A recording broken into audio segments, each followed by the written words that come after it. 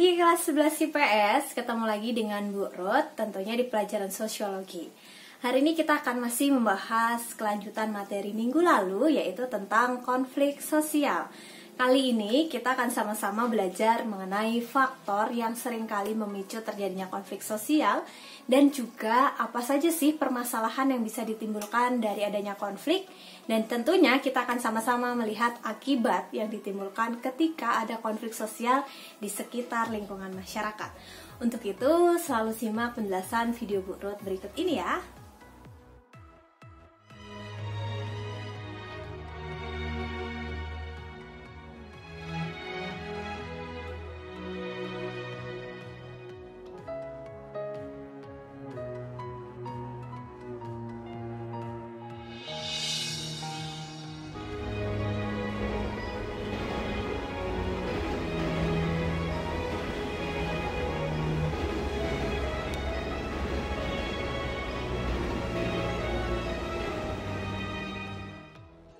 Oke anak-anak, Ibu ralat video pembukaan Ibu tadi ya. Jadi yang sebenarnya akan kita bahas pada pertemuan hari ini adalah mengenai ragam bentuk dari konflik sosial itu sendiri, dan juga bagaimana dampak dari konflik sosial yang ada di masyarakat. Jadi kita langsung saja ke pemaparan materi kita di hari ini. Apakah kamu pernah melihat sebuah konflik di masyarakat sekitar kamu? Tentu sering ya. Nah, konflik memang bisa berujung pada kekerasan anak-anak. Nah, di penjelasan kali ini kita akan sama-sama membahas nih tentang bagaimana sih bentuk konflik itu terjadi. Nah, di dalam kehidupan masyarakat sendiri terdapat beberapa bentuk konflik yang terlihat dari sudut pandang yang berbeda-beda. Nah, hari ini kita membahas dua ahli yang akan memandang bagaimana bentuk-bentuk dari konflik sosial itu sendiri. Untuk yang pertama ada Bapak Surjono Sukanto. Bapak Surjono Sukanto menyebutkan ada 5 bentuk khusus konflik yang terjadi di dalam masyarakat. Kelima bentuk itu adalah konflik pribadi, politik, sosial, konflik antar kelas sosial, dan konflik yang bersifat internasional. Pada pertemuan kali ini, Bu Ruth akan bantu kalian untuk melihat satu persatu ya. Langsung saja ada konflik pribadi. Konflik pribadi ini terjadi di antara individu yang disebabkan karena masalah pribadi.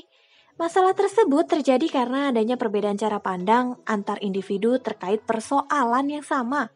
Misalnya nih, ada 2 individu yang sedang argumentasi tentang masalah pembagian tugas di dalam kelompok.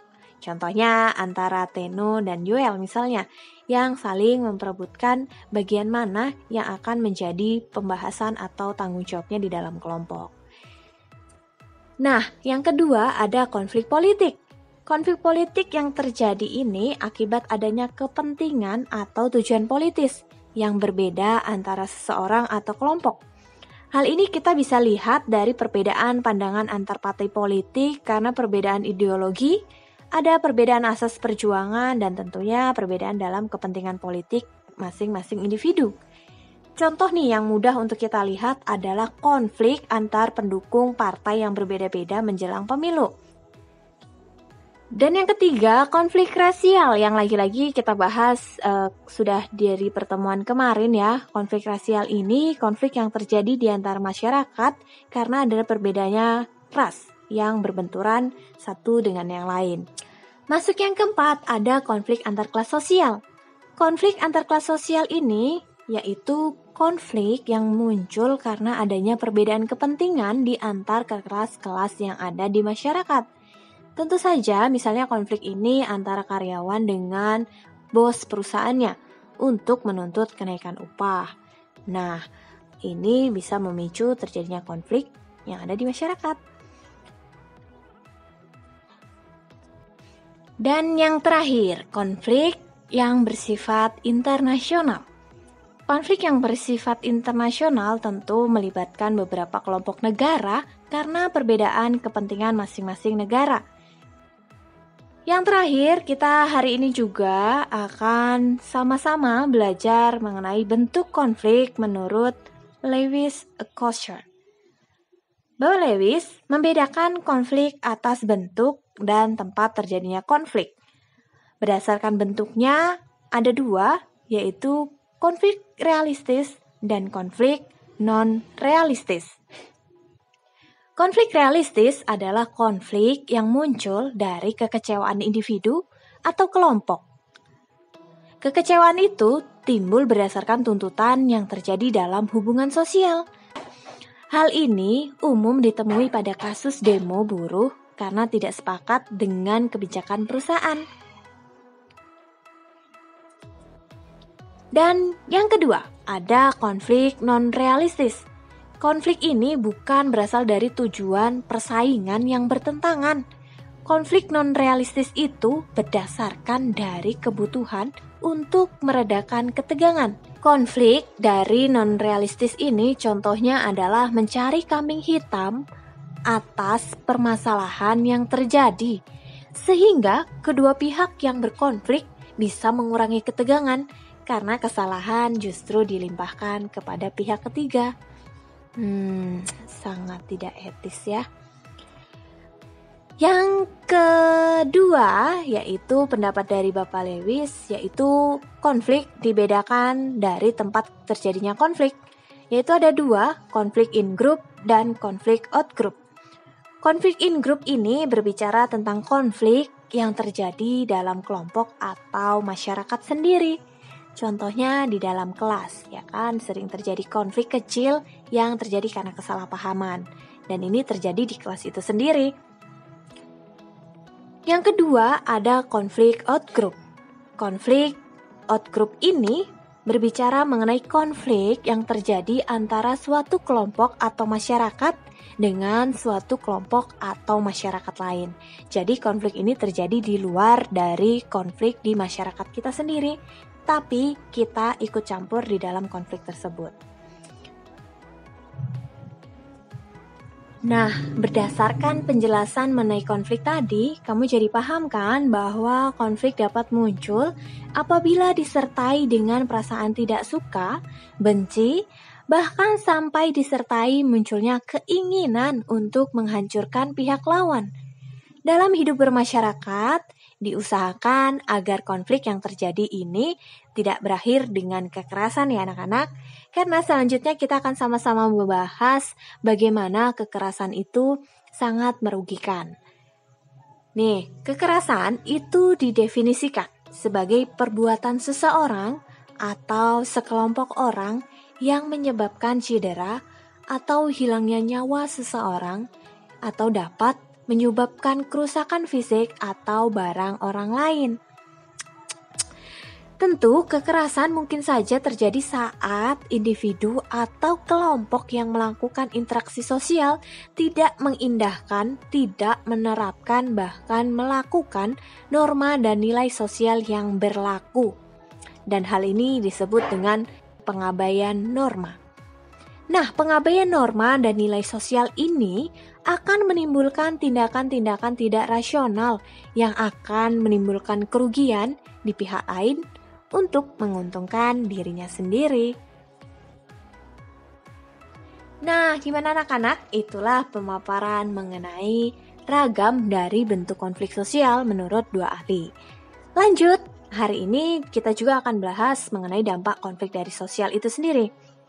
Nah, tapi jika kalian sampai di bagian ragam bentuk konflik sosial belum memahami, Ibu Ruth sarankan untuk kalian mencoba memutar ulang kembali video pembelajaran hari ini, sehingga kamu benar-benar menemukan dirimu yang benar-benar sudah paham akan materi hari ini.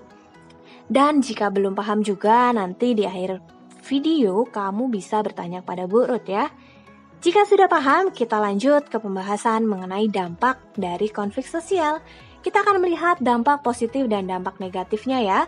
Terlebih dahulu, kita akan membahas dampak positif dari konflik sosial.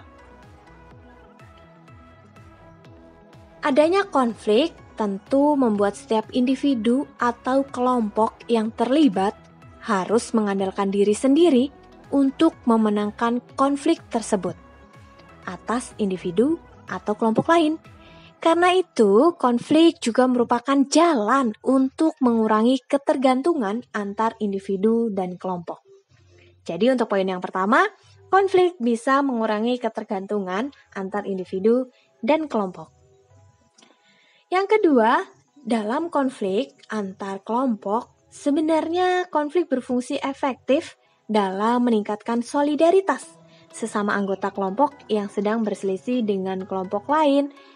Jadi poin kedua dari dampak positif ini adalah meningkatkan solidaritas sesama anggota kelompok. Dan adanya konflik juga aspek-aspek kehidupan di masyarakat yang belum jelas atau masih belum selesai itu dapat diperjelas dengan adanya konflik. Jadi poin ketiga dari dampak positif konflik sosial adalah diperjelasnya aspek-aspek di dalam kehidupan masyarakat. Dan yang terakhir yang bisa Bu Ruth sampaikan mengenai dampak positif ini adalah ketika ada perubahan-perubahan sosial di masyarakat, konflik itu dapat membantu menghidupkan kembali norma-norma lama maupun menciptakan norma-norma baru agar terciptanya harmoni dan keteraturan dalam masyarakat tersebut. Jadi poin keempat dari konflik dampak positifnya adalah konflik itu dapat membantu menghidupkan kembali dan menciptakan norma-norma baru yang bertujuan untuk menciptakan harmoni dan keteraturan di masyarakat. Selanjutnya, kita akan sama-sama membahas mengenai dampak negatif dari konflik sosial. Nah, dampak dari konflik sosial ini tentunya memicu rusaknya hubungan antar individu dan kelompok ya. Bagaimana tidak jika sudah berselisih paham dan tidak segera diselesaikan, tentu hubungan antar individu itu pasti menjadi renggang. Dampak negatif yang kedua tentunya jika itu bersifat kekerasan, maka akan memakan korban berupa kerusakan harta benda dan nyawa manusia loh. Tentu ini sangat bahaya ya, maka dari awal Bu Ruth sudah jelaskan, jika kalian mengalami konflik, mohon tidak berujung pada kekerasan ya.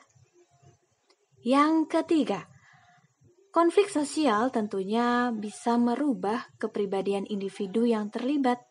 Bagaimana tidak, jika sudah berkonflik, tentunya sifat-sifat kita yang tadinya positif, yang tadinya baik, tentu akan menjadi panas dan emosi, sehingga sifat kita yang tadinya lembut menjadi cepat marah.